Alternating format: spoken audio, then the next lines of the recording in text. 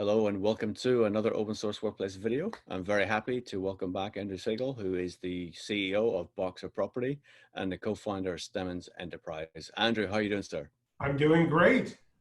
It feels like it's been a little while since I've talked to you, so it's really good to see you. What have you been up to in the interim?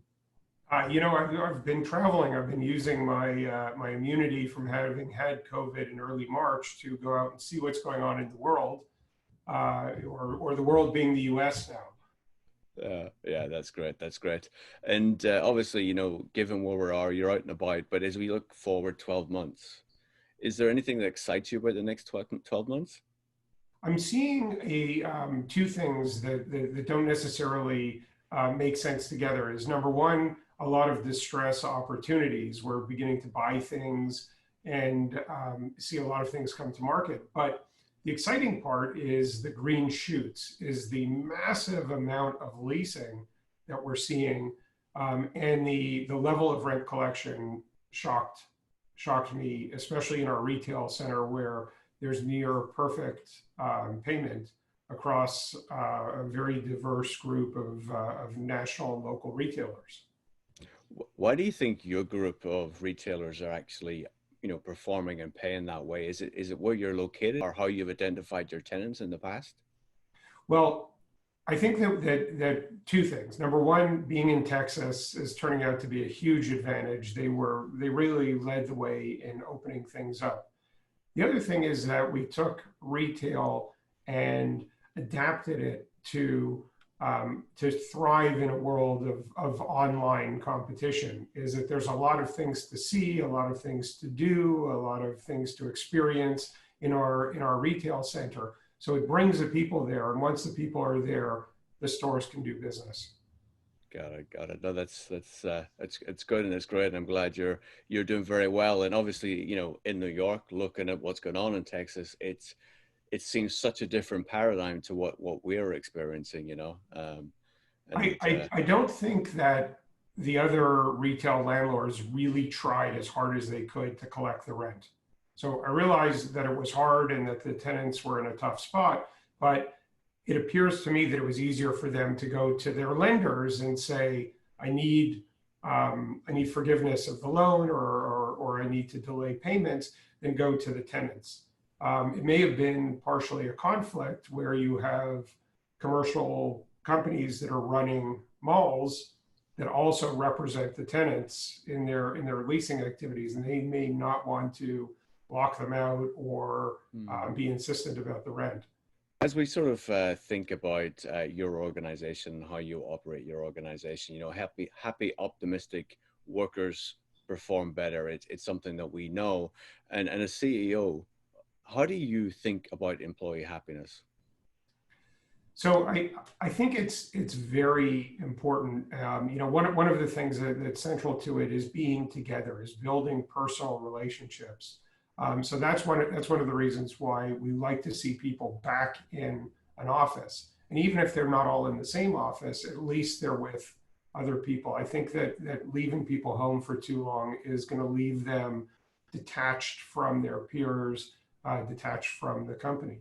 I think we also need to use technology. Stemmons has been very valuable in terms of understanding what people are doing, and being able to measure some of the nuances of human action, and then use that. Once you have all of that data, when are people coming in? How many cases are they doing? We can look at sentiments of comments on internal surveys. We roll all of that up into artificial intelligence and start to see when someone is about to be unhappy. That's much more important than finding someone who's unhappy, because then we can intercede and see if we can do something. Now, how does that work with data protection and things like that? Is it obviously it can't be fully anonymized to attach a sentiment? No, so the way that true artificial intelligence works is that if you have a central system, which we do, which is Stemmons, and you have a very well-defined taxonomy so that you're using very clean data, you can basically take everything without regard to why it's important and put it into an artificial intelligence engine, and come back looking for a result. And the result may be um, who's likely to resign, who's likely to not get a good review next year. So we're not spying. What we're doing is we're taking the data that surrounds everybody and turning it into an actionable item. The way that Google does, where they decide to show you a particular ad. Yeah, no, it's a great analogy and a great example. And you know, that's what's important to sort of note is you do operate with transparency, and that's just not obviously with your employees, but that's also with competitors, which is a very unique situation. Could you explain a little bit about that, what transparency is and why you first adopted that policy? I think we've always been very, very open. We've always been interested in sharing things, and it's really been to our advantage. Is that we find that if we go first and show people what we're doing, we call it radical openness. We allow people to wander around in our office, to ask people questions, to sit in on meetings that people wouldn't normally allow an outsider to do. We share all of our content.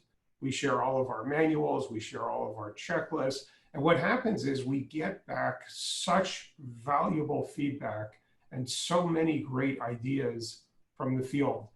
And I think that in a world where we're not like Budweiser and Coors or Chevy and Ford, where you have competitors who own large chunks of the market. Like in Houston, I think we're maybe 2% of the entire market. Dallas, maybe 2.5%.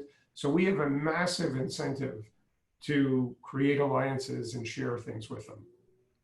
No, I think it's a great thing, and you know, in so many aspects of our business, especially this real estate market, this entire sector, everyone hides behind a gate, you know, and is very reluctant to share things. So I think it's very refreshing, and as you mentioned, your organization has benefited greatly. I think one of the important things is not to be embarrassed about your shortcomings. One of the reasons that people don't share is they're afraid that someone's going to come in and realize that the Wizard of Oz is running the real estate company and there's just a bunch of levers while with a guy behind a curtain.